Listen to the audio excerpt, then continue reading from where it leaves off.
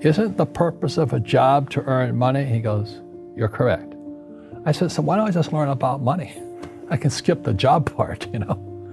And he got flustered and he said, if you want to learn about money, why don't you ask your best friend's father about money? And I said, why? That's Mike. So why ask him? He says, because Mike's father is an entrepreneur. And I said, what are you? He says, I'm an employee. I'm a government employee. And I went, oh, what's the difference?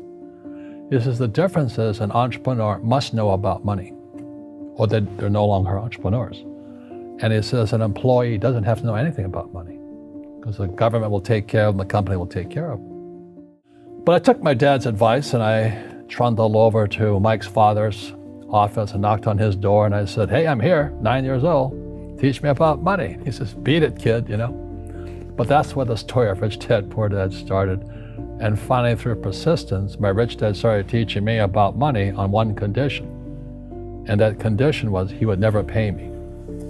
He says, the moment I pay you, you think like an employee. He says, that's the trap.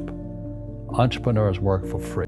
And he would teach me about money. But the way he taught me about money was playing Monopoly. And finally one day I got upset. I said, well, when are you going to teach me about money? He says, what do you think we're doing?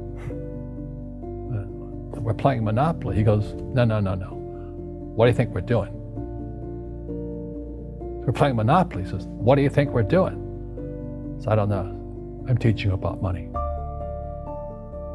And then that's when, you have one greenhouse. He says, there's many formulas for great success in money. There's thousands of them. But one of the best ones is found on the game of Monopoly. It still is today. 4 greenhouses, 1 red hotel. I said, what? He says, one of the greatest ways to acquire great wealth is playing Monopoly in real life. 4 greenhouses, 1 red hotel. Well, is that all there is? He goes, that's it. And he says, what do you think I'm doing? And I went, I don't know. So then he took me out and he showed me his greenhouses. And 10 years later, when I was 19, I was now in school in New York, and I come back to Hawaii, and Rich Dad had bought the biggest piece of land smack dab in the middle of Waikiki Beach. And when you go to Waikiki Beach today, you'll see the Hyatt Regency Hotel. That was his hotel. Just like the game of Monopoly. Just like the game of Monopoly.